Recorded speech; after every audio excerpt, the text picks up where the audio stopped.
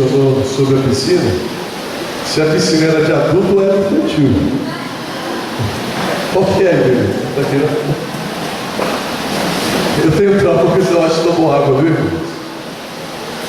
Última vez que eu fui no toboágua, no tobogã, né? Eu desci e a aliança ficou. E ela entrou a carne todinha assim. Aí eu comecei a ter um pouco de trauma de aliança, né? Mas o motivo de eu não estar com a aliança agora é porque numa situação que eu tive no distrito, de um relacionamento que estava se dissipando, e ali eu fiz, era realmente uma situação extrema, não tinha outro remédio, senão um milagre de Deus. E aí eu tive que chamar o rapaz, chamar a jovem, e ali na conversa que tivemos, pela graça de Deus, nós conseguimos restaurar aquela relação. Aí eu fui renovar o voto, né, do casamento com eles. O rapaz não tinha aliança, eu peguei a minha e dei para ele. Está lá com ele, né? Mas é bom usufruirmos um relacionamento de intimidade com Deus.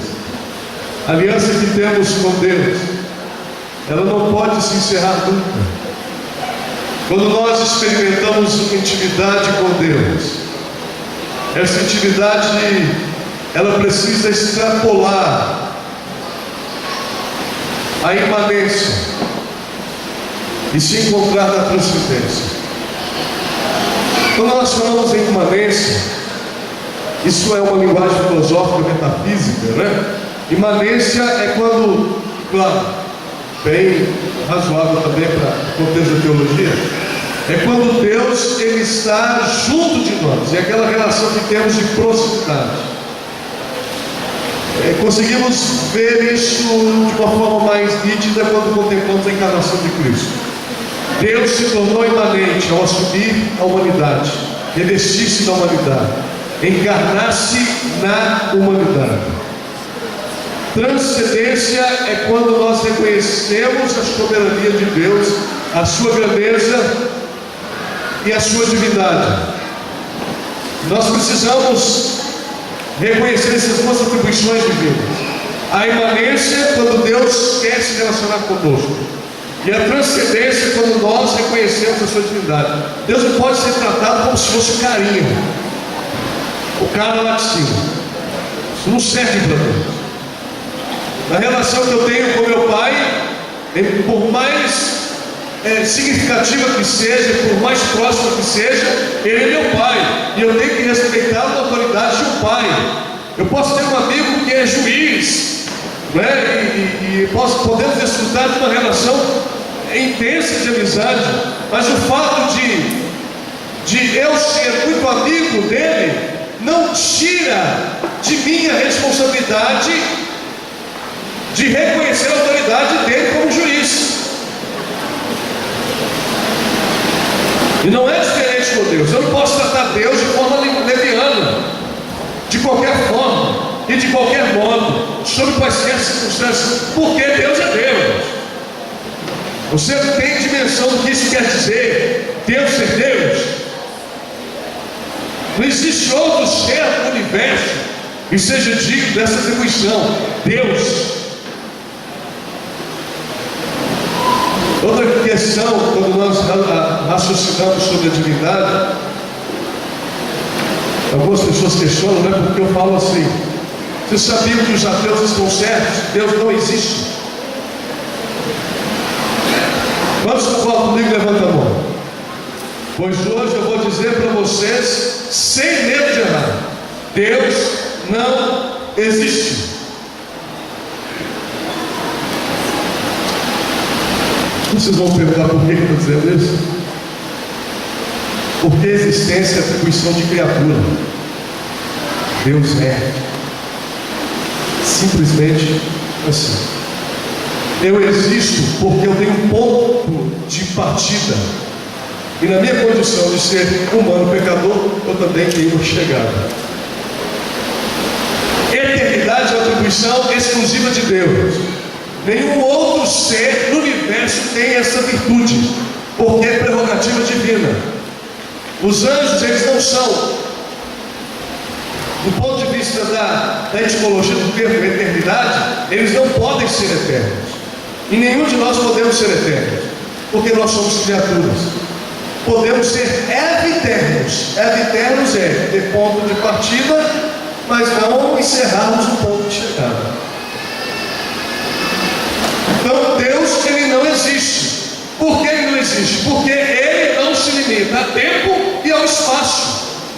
Tempo e espaço é coisa de criatura.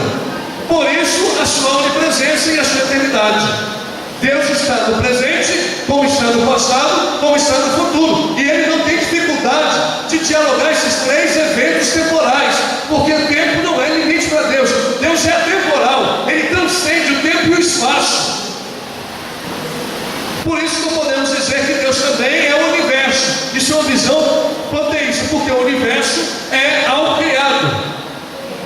O universo ele não é infinito e não é eterno. O espaço é infinito. Deus está além do próprio espaço, muito maior em sua intensidade, poder e significado, porque tudo isso existe em função de Deus. Não me pergunte mais nada, porque eu não vou saber responder você. Você consegue entender quem é Deus a partir dessa simplória reflexão?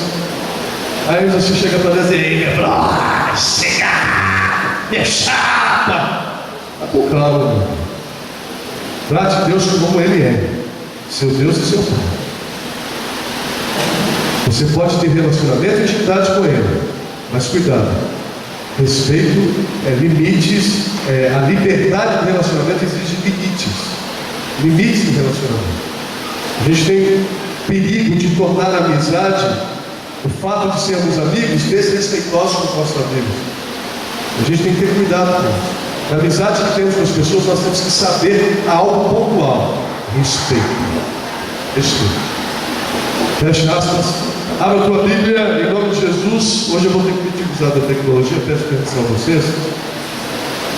Por isso que eu não trouxe a Bíblia de fato aqui, mas vou usá-la aqui no tablet. 1 Reis, capítulo 18, versículo 21. Abriu tua Bíblia? Diga amém. Não vai me dizer que você não trouxe a Bíblia, hein? Olha lá, hein? Se eu perguntar quantas Bíblias temos aqui, deixa eu ver, levanta a tua Bíblia. Tá bom, até razoável, né? Mas poderia ser melhor, né, irmão? Queridos, verso 21, capítulo 18, 1 Reis. Quem lê para mim aí, por favor? 1 Reis 18, 21. O que diz o texto?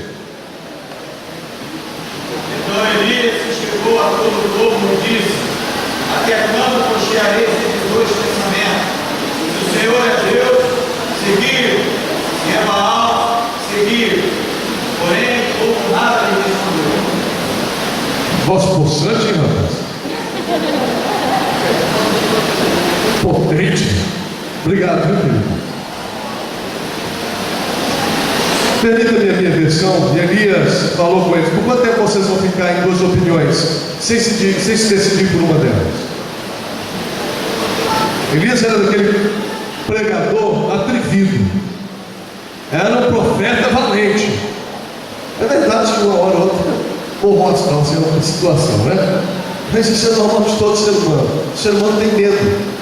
Não é interessante que ele tenha medo, com todo respeito às mulheres, mas tem medo de uma mulher, né? Mas não vem ao caso aqui a fraqueza de Elias, porque retrata também a nossa fraqueza. Em algum momento da nossa vida a gente tem medo.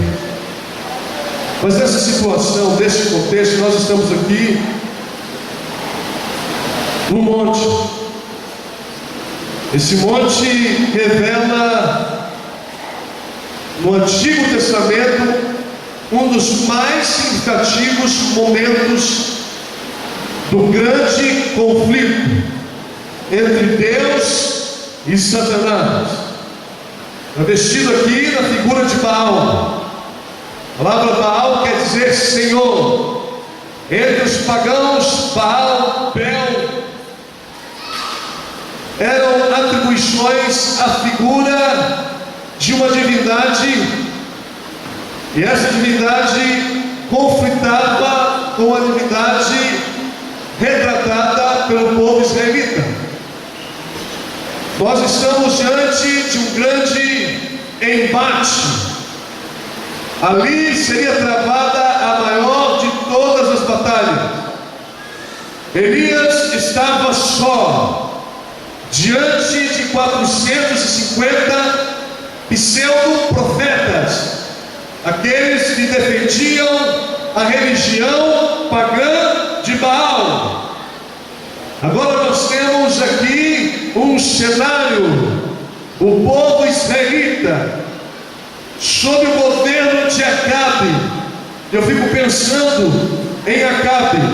Acabe acabou com Israel. Primeiro porque não assumiu a responsabilidade de marido. Escuta aqui, meu querido irmão. Você é sacerdote do seu lar, com todo o respeito às mulheres, e longe de aqui parecer machista, não é esse o objetivo aqui. Mas Deus deu uma referência à masculinidade quanto ao sacerdócio no lar. É essa atribuição, a exceção de o esposo não ser da igreja. É tua, homem de Deus. Você tem o dever, você tem a responsabilidade, você tem a obrigação de representar Deus no teu lar. Você foi chamado para ser sacerdote de Deus. Você foi chamado para ser um profeta de Deus, para ministrar em nome de Deus no teu lar. O culto é responsabilidade tua. Conduzir a tua esposa, conduzir os teus filhos, é responsabilidade tua. Deus lhe otorgou esse dever e você não pode fugir desta responsabilidade. A sua missão como ministro de Deus no seu lar precisa ser definitivamente alicerçada, solidificada. Você não pode sair do seu lar sem que primeiro você tenha oferecido a sua família no altar do Senhor. Não importa o horário que você trabalha, você tem que acordar a sua família e apresentá-la diante de Deus.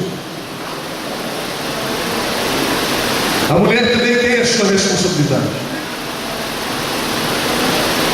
A responsabilidade da mulher, o que tange respeito ao aspecto espiritual, é educar os seus filhos no caminho da luz. Ela tem a responsabilidade, como Maria, de conduzir os seus filhos ao pé da cruz, através do ensino das Sagradas Escrituras. Por isso ela também tem um papel significativo do ponto de vista pedagógico, teológico, para que essas crianças, o afastamento do pai das suas atividades, empreendimentos profissionais, ela estabelecer as diretrizes para que essas crianças sejam investidas no altar de Deus. Você não pode fugir dessa responsabilidade. Acabe fracassou quando se submeteu primeiramente a uma situação de julgo desigual, porque Jezabel, ela não era e não professava a fé israelita. Ela não era uma israelita, era uma fenícia. E agora, por sua formação espiritual e o cuidado que você deve ter com o julgo desigual, e por favor, queridos, com todo respeito, pode ser que até tenha alguém aqui, não quero ser agressivo, hostil a qualquer tipo de relacionamento aqui, mas biblicamente você enfrenta uma série de problemas. Porque o julgo desigual, ele traz alguns sérios e significativos problemas no âmbito do relacionamento pessoal, relacional, social e espiritual. E se você não consegue administrar isso, meu amigo, a Bíblia já disse e deixa claramente, você vai perder a sua referência e o seu foco. Eu costumo fazer a seguinte ilustração. Será que isso aqui aguenta alguém? O que vocês acham? Eu digo em pé. Será que aguenta? Então quem é que tem fé, vem aqui, por favor.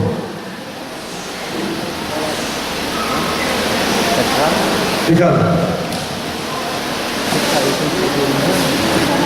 homem de fé, valente, vascaíno, coitado.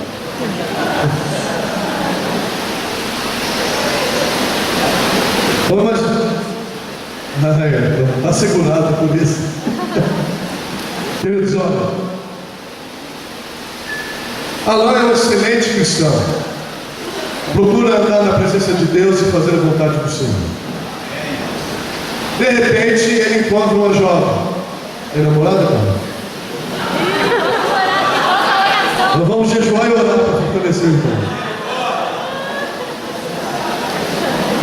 O justo vive pela fé. Mas, bem imaginariamente, nós podemos só namorada dele. Olha para esse gatão. Só que eu não sou da igreja. Agora, ele que é da igreja quer que eu seja da igreja. Então agora você tem que me colocar aí junto contigo. Bora, bora. Entra aí. É mais fácil, ó. Tira. Obrigado. Mais fácil. Mais fácil. Então, pastor, mas existe. Aconteceu comigo? Não. Possibilidade existe. Eu estou descartando a possibilidade. Mas, por favor, uma e outra não. Então, para que a gente vai correr risco? Você sabe a diferença de correr risco e assumir risco? Então, aprenda. Correr risco é você pular de um paraquedas, de um avião sem paraquedas. Isso é correr risco. Não é? Você, pela fé, acredita, não é? E se pular, não é? Do avião sem paraquedas,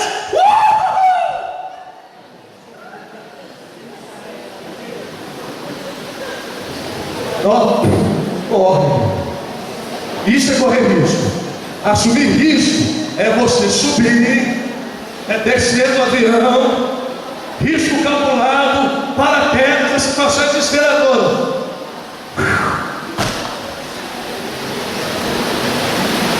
Paraquedas não implica que haja risco, que não haja risco. Risco existe, mas só que você calcula o risco. A probabilidade de sobrevivência é muito maior, sim ou não? Então, por favor, aprenda a assumir riscos. A vida é um risco o tempo todo, sim ou não? Sim. Temos que tomar decisões o tempo todo. E todas as decisões implicam algum risco. Mas esses riscos precisam ser calculados. Eu não posso entrar de ponta cabeça sem analisar o ambiente. Tem pessoas que pulam no rio sem saber a profundidade do rio. E lamentavelmente pode se deparar com uma rocha lá embaixo. E aí, balbal, meu irmão. Então, cuidado com os riscos. Julgo desigual é perigoso. Você está correndo risco, não está assumindo risco. Quando é que você assume o risco? Quando você está namorando com um jovem da igreja. Por quê? Porque o jovem da igreja te garante nada que ele seja espiritual. Mas pelo menos você espera a espiritualidade dele. Aí você está assumindo o risco. Não é? Você está calculando o risco. Pelo menos eu estou saltando de paraquedas. Então, queridos, cuidado com o jogo desigual. Tá certo? Até porque o diálogo ele vai se desvirtuar. Imagina se você casa. Ele pode ser até um bom cristão, mas ele professa outra fé. Ele tem outra convicção. Ele é de outra denominação. Aí você se casa e de repente agora vou dividir o menino. Parte dele vai comigo e parte dele vai com você. Não rola, meu irmão. Você está dividindo o seu lar. Você está fragmentando o seu lar. O seu filho ele não tem estabilidade. Ele não terá estabilidade espiritual. Porque ele não sabe que caminho ele vai seguir. Então, ali quando diz não vos ponhais em julgo desigual com o incrédulo, a palavra incrédulo não compartilhar a mesma crença. Aquele que não compartilha a mesma crença. Então fica aí uma receitinha. Cuidado, foi o que aconteceu com Acabe. Acabe se deixou orientar por uma pagã. E essa influência foi tão marcante que ele levou o povo de Israel O povo de Israel perdeu a referência. Querido líder, você foi chamado por Deus, ungido por Deus, para conduzir o povo. E se você não se policiar, muitas pessoas serão arrastadas junto com você. Você sabe da responsabilidade que pesa sobre os seus ombros? Essa é a situação. Agora está ali o povo que deveria adorar a Deus, servir ao Deus verdadeiro, a Yahvé, o Deus Todo-Poderoso, agora está diante de um momento dramático, porque se desvirtuou dos princípios do Senhor para seguir um outro Senhor. E Elias foi chamado para ser um profeta, o profeta do alto clamor. Até quando vocês vão continuar chileando, divagando entre um Deus e o outro? Na verdade, eles até queriam servir a Deus, mas de forma conveniente. Deus era conveniente, facilitava as coisas de alguma maneira. Então eles não queriam abrir por total a mão da adoração ao Deus de Israel, porque Deus era conveniente. Deus fazia parte da sua história, da tradição. Deus não tem que estar engajado numa tradição religiosa. Você não tem que ser cristão porque seu pai ou sua mãe é cristão, meu irmão. Você não tem que ser cristão porque você aprendeu através da educação. Eu não estou dizendo que a educação, até falei agora de educação, ela não seja significativa para isso, mas não deve ser por causa dos ensinos dos seus pais, especificamente em função dos ensinos dos seus pais. Você tem que ser cristão porque você descobriu que Jesus é tudo para você, e Ele é única e suficientemente a pessoa que pode resolver na sua condição existencial o seu clamor, o seu vazio, porque Ele preenche esse vazio, unicamente Ele pode preencher. Mas está lá Elias diante dos profetas de Baal. E a história vocês conhecem, 450 profetas. Aí o que Elias faz? Propõe um desafio. Qual que é o desafio? Escuta aqui. Vamos ver aqui quem é o melhor da história. Começou o UFC, né? É o combate agora. Baal e Javé. Ali está. Começa a se erigir um altar. Ali está o sacrifício. Ali está o sacrifício. Ali está a oferenda. Queridos, naquele momento, Elias diz: olha, vocês vão orar ao seu Deus, e eu vou orar ao meu Deus. O Deus que atender o apelo, fizer cair fogo no céu e consumir essa oferenda, esse é o Deus verdadeiro. E o que diz a Bíblia? Chegaram aos 450 borra-botas de Baal e começaram a clamar a Baal, e se chicoteiam, e se cortam, e clamam. Elias ainda diz: Baal está numa situação complicada, está apertado, está lá no banheiro, né? Ele vai resolver seu conflito existencial, porque até agora não fez nada, e o tempo passa e Baal não responde, o tempo passa e Baal não responde. Por que Baal não respondeu? Por quê? Por quê? Sabe por quê? Você sabia que Satanás estava se coçando para atender ao pedido daqueles profetas? Ele se coçava. Eu fico imaginando aquela cena, o diabo irado, porque ele assiste aquela situação, ele se sente ridicularizado. E ele então teria ou não teria poder para fazer fogo, cair fogo do céu? Sim ou não? Teria, porque nos últimos momentos da história, diz Apocalipse 13, que ele vai fazer cair fogo dos céus, porque o objetivo dele será, se possível for, enganar até mesmo os próprios. E sabe por que ele não conseguiu? Porque Deus disse: Satanás, você não vai fazer isso, e eu te ordeno.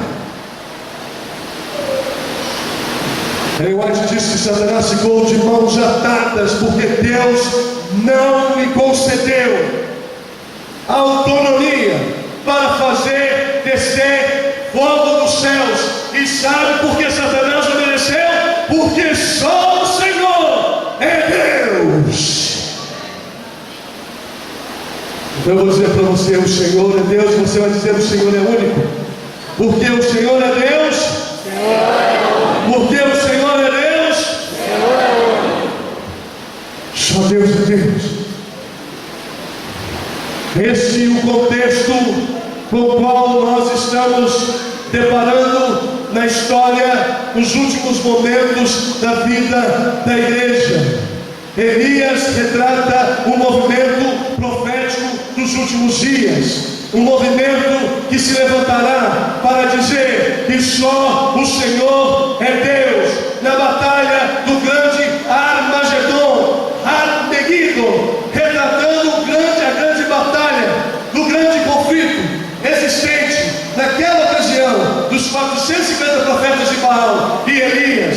Sim, uma pequena minoria, a serviço do Deus verdadeiro, e uma multidão a serviço de Satanás.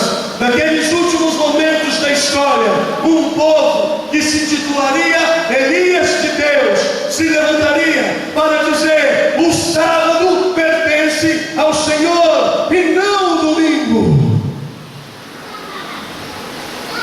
Serão perseguidos, serão ultrajados, serão humilhados. Sabe por quê? Porque entregaram suas vidas a Jesus, deram suas vidas a Jesus, amaram a Deus sobre todas as coisas. Não importaram se fossem a minoria. Lamentavelmente há muitos que, com medo da multidão, se levantarão para favorecer o grito da mesma, porque não tiveram arraigados em seus corações um princípio, porque não abraçaram em seus corações a verdade de Deus. Nos últimos momentos da história, Deus espera por Elias pessoas que não tentam chamar o pecado pelo nome. Eu me lembro das palavras de Ellen White, uma das mais profundas proferidas por aquela mulher. Eu gostaria de dizer para você: porque esse mundo necessita de homens que não se compram e não se vendam, homens que no íntimo da alma sejam verdadeiros e honestos, homens que não temam chamar o pecado pelo seu nome exato, homens cuja consciência seja tão fiel ao dever como a bússola ao polo, homens que permaneçam firmes pelo que é reto, ainda que caiam os céus. Deus espera por esses homens e mulheres que não se dobrem pelo modismo, que não se curvem diante do intelectualismo, do cientificismo barato, das teses e propostas evolucionistas. Deus espera que homens e mulheres levantem a sua voz e digam a quem temerão, porque o altar que ergueram, a oferta que estenderam, ela pertence ao Senhor Jeová. E dizem com o coração e com a alma, retratam e refletem as palavras de Josué: eu e minha casa serviremos ao Senhor. Oh, amigos, esse convite de Deus é estendido a cada um de nós. Diz o relato que Elias, diante daquela situação e o vexame pelo qual passavam os profetas, agora Elias manda que novamente seja erigido o altar. E ali se colocam 12 pedras, cada uma delas representando a família de Israel. Deus estava querendo dizer, através daquela ação simbólica, que Ele estava restaurando a nação, que Ele estava regenerando o povo, se tão somente o povo quisesse de fato servi-lo. E quando o altar foi então estruturado, agora a oferta foi colocada, cavou-se uma vala, inundou-se de água a oferta, e diz a palavra do Senhor, que quando Elias invocou pelo nome do Senhor, desceu fogo do céu céus, e não importou se a água que encharcara a oferta seria capaz ou não de impedir o derramamento do fogo, porque quando desceu o fogo lambeu a água e consumiu a oferta. Este é o nosso Deus, irmão.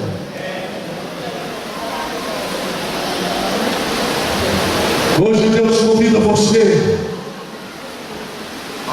a olhar para os céus e divisar o horizonte e observar o Deus de poder que se revela para dizer a você que Ele quer ser o teu Deus, mas porque você ainda chuleia, porque você ainda tramita, porque você ainda não tomou a sua decisão, se a Deus serviu, se a Satanás serviu, se a Deus serviu, se ao modismo serviu, se a Deus serviu, se o jugo dos iguais serviu, se a Deus serviu, se ao cinema serviu, se a Deus serviu, se ao alcoolismo serviu, se a Deus serviu, se as drogas serviu. Mas uma coisa vocês precisam colocar nas nossas cabeças: não chuleiem entre dois deuses. Você amará um e rejeitará outro, diz as Sagradas Escrituras. Mas hoje eu lhes faço um convite em nome de Jesus. O convite de Josué. Eu quero convidá-lo a abrir a sua Bíblia em nome de Jesus. Por favor, Josué capítulo 24, verso 15. O que diz a palavra lá, meu irmão? O que diz lá? Mas se vos parece mal servir ao Senhor, escolham hoje a quem vocês vão servir. Se aos deuses a quem serviram os vossos pais, que estavam além do rio, ou aos deuses dos amorreus em cuja terra habitais. Porém eu e minha casa serviremos ao Senhor. Jesus Cristo vai voltar. Eu disse que Satanás realizará prodígios extraordinários através do pentecostalismo. Com todo respeito, não posso trabalhar aqui o Apocalipse em seus pormenores quanto a essa questão, mas a chamada língua de fogo é a testificação do cumprimento profético, do derramamento do fogo. Mas obras extraordinárias Satanás fará.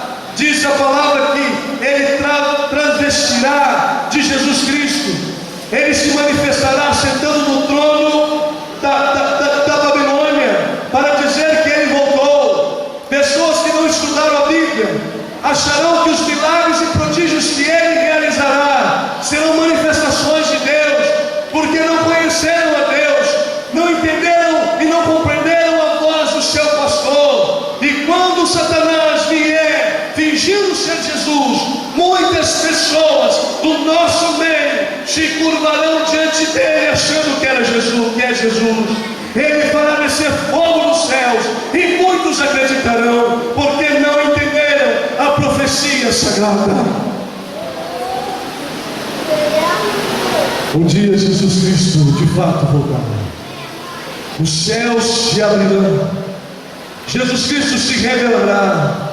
A glória, o poder, assim como Elias, os santos escolhidos de Deus contemplarão e visualizarão o Deus a quem tanto aguardavam, porque conseguiram distinguir a apostasia, o erro da verdade, amaram e abraçaram a verdade, e por ela se renderão até a morte se preciso for. Mas ali está o Cordeiro de Deus que tira o pecado do mundo. Ele virá buscar Elias, assim como fez com Elias nas Sagradas Escrituras, o profeta. Ele levará o santo homem de Deus, os santos homens e mulheres de Deus, para morarem com ele na glória. Cantarão, exaltarão, glorificarão o nome do Senhor, contemplarão a Deus e dirão a Deus: esse é o nosso Deus, a quem nós aguardávamos. Mas para isso hoje você precisa tomar uma decisão. Eu encerro esses momentos fazendo um convite a você.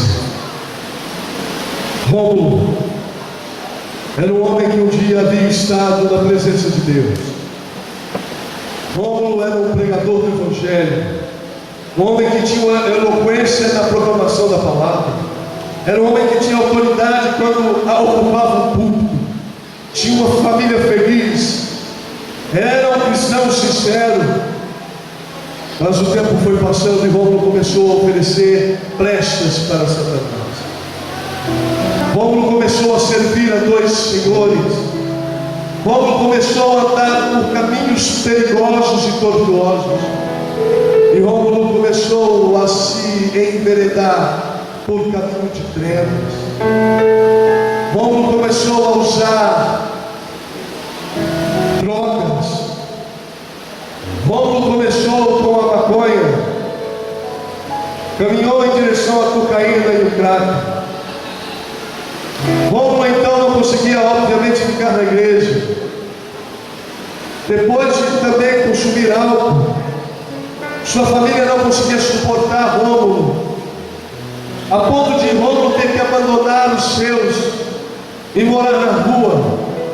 Rômulo se tornou um mendigo. E ele começou a andar perambulante pelas ruas de Belo Horizonte. A maneira como Rômulo se alimentava se dava através das comidas que sobravam dos restaurantes. Ele ficava à espera dos restos. Havia dias em que não existiam restos. Havia dias em que ele era expulso daquele lugar. Havia momentos em que ele deitava sozinho, encostado em alguma marquise, debaixo de alguma marquise, ali ele ficava, sofrendo o frio, sofrendo as agruras de onde o diabo quer que ele quisesse que ele estivesse. E a fome às vezes era tão grande, mas tão grande, que Rômulo não podia suportar a angústia de ficar sem comer. Passavam-se alguns ratos ao seu redor. E Rômulo contava que aqueles ratos eram o seu banquete. Ele partia aqueles animais ao meio e comia-os daquela maneira e naquele estado. É assim que o diabo faz. Ele se apresenta um mundo cheio de luzes, um verdadeiro arco-íris. Você conhece aquele mito do arco-íris, em que se você chegar ao final encontrará um pote de ouro, mas a verdade é que isso não passa de um mito. E muitos creem no mito do arco-íris e do pote de ouro. Satanás, ele faz isso com as pessoas. Ele fez isso com Rômulo. Rômulo estava destruído, sua imagem desfigurada. Não era mais aquele homem que falava com poder, não era mais aquele homem que tinha autoridade na pregação, porque ele se desviou dos preceitos divinos, chuleou entre dois senhores. Sua família estava destruída, seu lar arrasado. Rômulo não era mais feliz. Até que um dia, Deus tocou o coração de Rômulo, falou com Rômulo. Rômulo se ergueu daquela situação, se lembrou dos momentos felizes que passava na igreja, dos momentos felizes quando ele tinha comunhão com Deus. E Rômulo caminhou pelas ruas da cidade de Belo Horizonte. E ao caminhar por uma daquelas ruas, ali estava a igreja adventista do sétimo dia aberta. Era um culto de domingo, maltrapilho, maltrajado. Rômulo se sentou no último banco. Ali ficara, porque se sentia ele mesmo uma pessoa rejeitada. O pregador começou a falar do Evangelho para Rômulo, assim como para todas as pessoas que estavam naquele recinto. E ao pregar o Evangelho para aquelas pessoas, o Evangelho não tinha o endereço certo naquela noite, o coração de Rômulo. O pregador então fez um apelo e pediu para que aquelas pessoas que tivessem uma experiência, quisessem ter uma experiência de fé e de intimidade com Deus, e se levantassem e aceitassem a Jesus em suas vidas. Rômulo saiu daquele lugar. Ele veio em direção ao pregador ocasião para que viessem à frente. O pregador abraçou aquele homem, e aquele homem tomou uma decisão de nunca mais ser a mesma pessoa, pelo poder que há em Cristo Jesus. Bom, então, uma vez decidido tomar o caminho, o rumo em direção à cruz, resolveu se batizar. E aquele homem foi batizado por aquele pregador que hoje vos fala esta noite. Foi a primeira alma que eu tive a alegria de batizar. O homem que tinha a vida destroçada, Deus havia reconstruído. O homem que havia servido a dois senhores escolheu servir a Jesus. Teve seu lar restaurado e se tornou novamente um pregador do Evangelho. Não me diga que você não é um caso sem esperança. Não me diga que não há mais jeito para você. Não me diga que não há mais oportunidades para você, porque você foi longe demais. Não me diga que não tem mais jeito, que não tem mais saída, porque eu creio, em todos os dias eu vejo o milagre de Deus. E sabe qual é o maior de todos os milagres? O maior milagre que Deus pode fazer é mudar o seu coração, é mudar a nossa vida. Hoje eu quero fazer um convite para você. Você, sacerdote do lar, eu gostaria que você hoje se levantasse em nome de Deus, diante dessas testemunhas, e dissesse: eu me coloco à disposição do Senhor, porque eu e minha casa serviremos ao Senhor. Gostaria de dizer hoje, em nome de Jesus, você que habita no seu lar, levante-se agora para a honra e glória de Deus, e diga em voz alta: eu e minha casa serviremos ao Senhor. Por favor, diga com autoridade em nome de Jesus. Se você diz que você e sua casa servirão ao Senhor, onde está tua esposa? Levante-se agora, esposa de Deus. Mulher ungida do Senhor, chama com teu esposo e diga: eu e minha casa serviremos ao Senhor. Cadê os teus filhos? Erga os teus filhos. Juntos, família de Deus, diga em nome de Jesus: eu e minha casa serviremos ao Senhor. Eu quero, querido, isso é um desafio de fé. Isso não é fácil, porque eu sei a tentação da mídia, das telenovelas, os filmes, a ridicularização daquilo que Satanás quer colocar no teu lar, através de inúmeras formas, até mesmo pela internet. Mas hoje você precisa se decidir. Essa decisão tem que partir de você em nome de Jesus. Você tem que confessar para Deus. Nós temos uma música especial. Hoje você está edificando o seu lar, a sua família, o seu altar diante do Senhor. As 12 pedras estão sendo restauradas. A oferenda está sendo posta como sacrifício vivo e agradável a Deus, o seu culto nacional. Hoje você vai louvar ao Senhor, como naquele grande e maravilhoso dia. Glorificará o nome de Deus, cantará o cântico do Cordeiro. Não importa a aflição, não importa as dificuldades, a opressão, a perseguição, a horrenda cruz que está diante de vós, porque aquele que nela é crucificado pela cruz de Cristo, em Cristo, este será ressuscitado. Oh, querido, a prova que você passar certamente também será acompanhada da recompensa que terá. Mas hoje você precisa edificar o seu lar, porque você não pode ir sozinho. Você não pode ir sozinha. Talvez o seu esposo não esteja aqui, talvez o seu filho não esteja aqui. Pode ser que você tenha um filho que esteja fora da igreja, um esposo que esteja fora da igreja, a esposa que esteja fora da igreja, e você pense: pastor, eu quero sem esperança. Hoje, em nome de Jesus, você vai se levantar para representar o seu cônjuge, o seu filho, e vai dizer: eu e minha casa serviremos ao Senhor, porque Deus ouve o clamor de uma mãe, Deus ouve o clamor de um pai. Eu me lembro da história de um homem, de uma senhora que clamava por 40 anos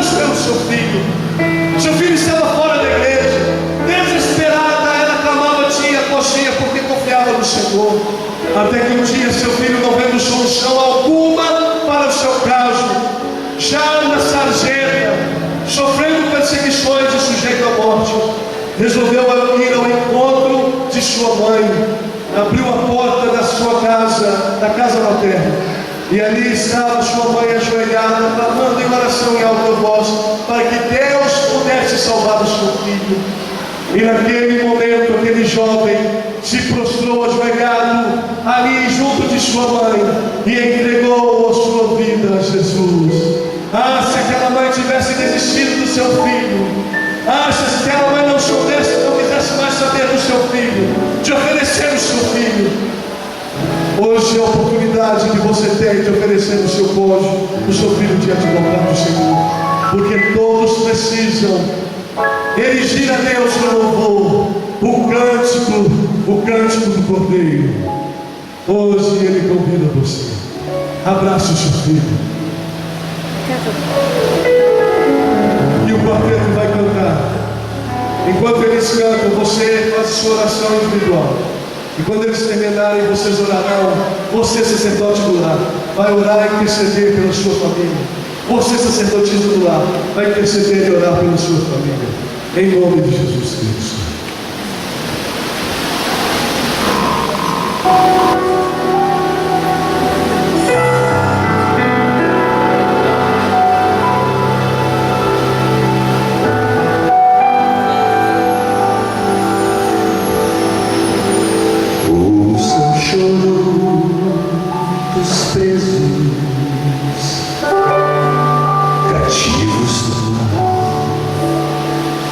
Dos escravos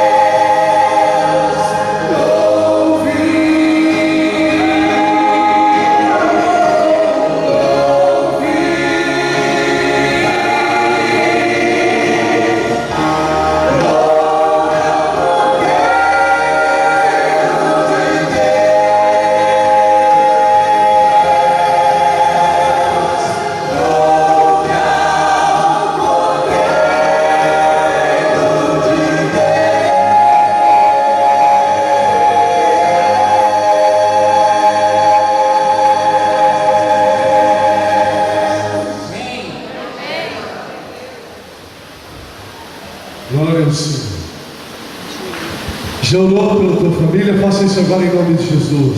Interceda pela sua família. Clame por ela.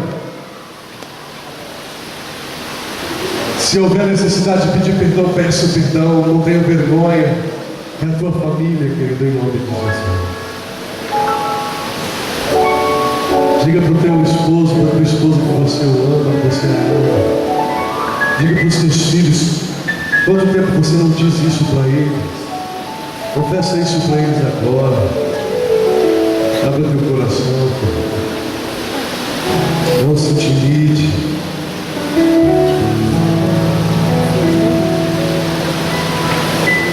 A gente acha que a gente é eterno, por isso que a gente acha que sempre amanhã é o dia para dizermos te amo. Mas nem sempre é assim. Essa possibilidade poderá não existir. Então diga agora em nome de Jesus: eu amo você. Não durmam com raiva do outro. Não deixe. Já se pôs o sol, na verdade, mas não se deixe pôr o sol sobre sua vida. Abre o teu coração e confessa para ele. Talvez seu cônjuge não esteja aqui, liga para ele, diga para ele ao telefone: perdoa-o e ama. É teu. Deus te deu esse presente, é um presente especial. Não espere perder para sentir o valor e apreciar a pessoa que Deus te deu, o filho que Deus te deu, a filha que Deus te deu.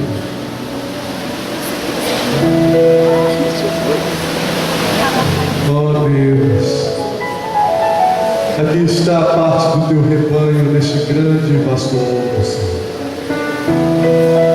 E hoje toma uma decisão em seus corações: não mais a dois senhores serviremos, não a pornografia, não ao adultério, não, Senhor, as mentiras televisivas, aos elementos midiáticos destruidores de lares. Não, Senhor, a promiscuidade da internet. Não, Senhor, aos muitos recursos financeiros. Não que eles não sejam bons, mas no devido lugar, Senhor, eles não podem ocupar o primeiro lugar em nossas vidas. Senhor, hoje nós nos colocamos diante do teu altar. Minha esposa amada não está aqui, meus filhinhos não estão aqui, Senhor, mas eu sei que onde eles estão, ali eles se colocam diante do teu altar, Senhor. E em nome de Jesus, como sacerdote do meu lar, Senhor, eu e minha casa te serviremos, Senhor. E hoje cada um dos teus filhos, sacerdotes de seus lares, dizem diante da tua presença: eu e minha casa te serviremos, Senhor. Ó Pai, visita cada lar este momento, traga paz a cada coração. Juntos, numa família só, queremos entoar o cântico do Cordeiro. Bendito e santo seja, bendito e louvado seja o teu santo nome, Senhor. Despeça-nos na certeza de que tivemos um encontro especial contigo. E ao descansarmos a cabeça sobre o travesseiro, a culpa seja de fato, tenha sido extirpada de vez em nossas vidas, de nossas almas e nossos corações. Em nome do Senhor Jesus.